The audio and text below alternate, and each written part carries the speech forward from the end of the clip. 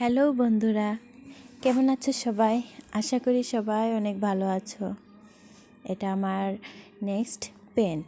এটা পেন্ট যখন এটা সেলাই অ্যান্ড কাটিং, তোমরা চাইলে সবাই শিখে নিতে পারো।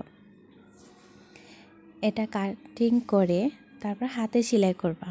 হাতে সেলাই করলে যেহেতু পেপার দিয়ে মানে পত্রিকা দিয়ে এটা সেলাই করলে অনেক ভালো হবে। কাপড় তো নষ্ট হবে, ওয়েস্ট হবে, তার জন্য এটা ভালো যে পেপার দিয়ে এটা কাটিং করবা, তারপর সেলাই করবা। হাতে সেলাই অল্প অল্প করে হাতে সেলাই দিবা, একটু ধীরে সুস্থে, যাতে হাতে যেতে না লাগে, কারণ হাতের সুই তো হাতে লাগলে অনেক ব্যথা করে এবং রক্ত বের হতে পারে। তা আস্তে আস্তে সেলাই করবা, পারবা, দেখে নিলে ভিডিওটা শিখে নিতে পারবা। জানি না, আমি এত ভালো ভিডিও বানাইতে পারি না, কিন্তু আমার খুবই শখ, যেহেতু আমি যেগুলো পারি সবার সাথে শেয়ার করব।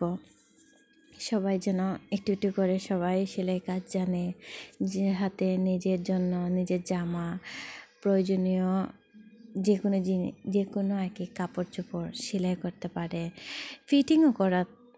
যেহেতু আমরা স্টিচ, সবাই বলে যে একটা বাইরের থেকে একটা জামা কিনে নিয়ে আসলাম আর সেটা এখন ফিটিং করতে গেলে টেলার ঘরে গেলে অনেক টাকা, বাট যখন আমাদের চাই তখন তাদের সময় নাই, তাড়াতাড়ি দেয় না। তাই সেলাই কাজটা যদি নিজে থেকে জানা থাকে তাহলে নিজের মতো করে সেলাই মেশিন যদি না থাকে, আর একটা কথা, মেশিন যদি না থাকে তাহলে হাতেই সেলাই করে নেওয়া যায়।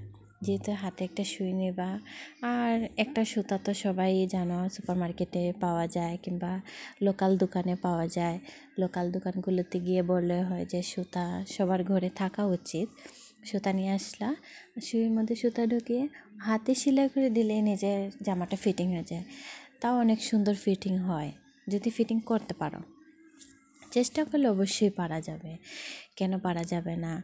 যেহেতু এটা তো সবাই শিখেছে, যেহেতু আমরা শিখেছি, আপনারাও শিখতে পারবেন।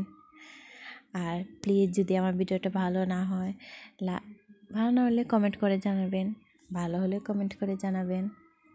আপনাদের জন্য তো ভিডিও এত কষ্ট করে বানানো, আমি জীবনে ফার্স্ট টাইম ভয়েস দিতেছি,